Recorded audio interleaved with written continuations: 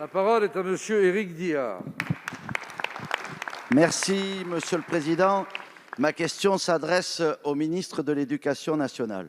Monsieur le ministre, vous êtes un fervent défenseur des valeurs de la République et je me dois de vous donner, en tant que député, certaines informations et je reste à votre disposition sur ce sujet. Vendredi, vous avez déclaré qu'il y a eu 400 signalements, environ 400 signalements concernant des violations à l'hommage de Samuel Paty. Je pense que ce chiffre ne correspond pas à la réalité et peut-être êtes-vous de cet avis. Au lendemain de ce tragique assassinat, un quotidien a titré « Les enseignants ont brisé l'omerta ».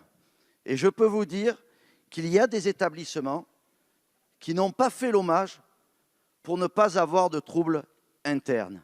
Enfin, je peux vous parler d'un lycée professionnel où les personnes de sexe masculin ne déjeunent qu'entre elles et ne serrent plus la main aux personnes du sexe opposé, et ce, bien avant la période du Covid.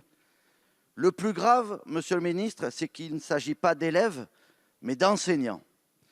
Je tiens à vous dire que malheureusement, les atteintes à la laïcité, le communautarisme ont gangréné certaines écoles, certains collèges, certains lycées.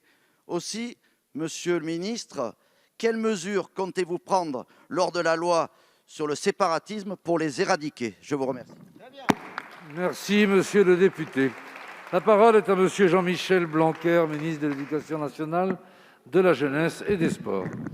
Merci, Monsieur le Président, Mesdames et Messieurs les députés. Monsieur le député Éric Diard, le sujet que vous abordez est évidemment essentiel et nous avons des principes d'action dont vous pourrez vérifier qu'ils s'accomplissent pour le passé, le présent et le futur.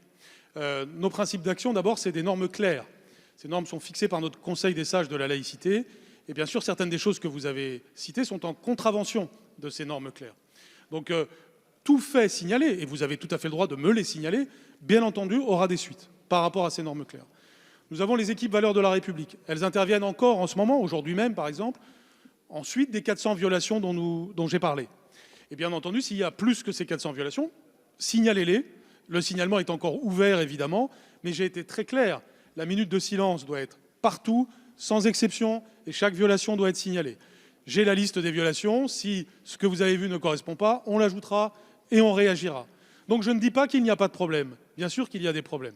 Simplement, nous sommes très clairs sur les règles et nous sommes très clairs sur le fait qu'à la fin, force doit être à la République et au droit. Donc je vous invite à me signaler les cas qu'éventuellement nous auraient échappé. Ça peut être possible, je ne dis pas le contraire. Mais en tout état de cause, nous avons déjà déployé les équipes valeurs de la République.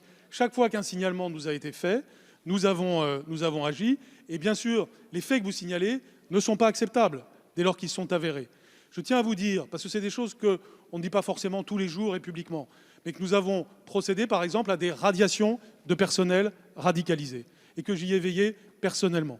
Et que, bien entendu, chacun doit respecter les règles de la fonction publique dans l'exercice de son métier. Et s'agissant des élèves, il y a toujours un travail éducatif qui est fait, évidemment, un travail aussi de discussion avec les familles. C'est exactement ce que l'on est en train de voir en ce moment à la suite des incidents qui ont pu avoir lieu. Donc notre détermination est totale, notre ouverture est totale aussi, si d'aventure vous considérez qu'il y a des choses qui n'ont pas été signalées. Je vous remercie. Merci, monsieur le ministre. Monsieur Diard.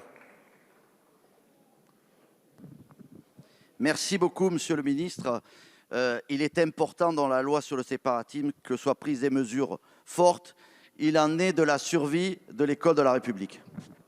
Merci, monsieur le député.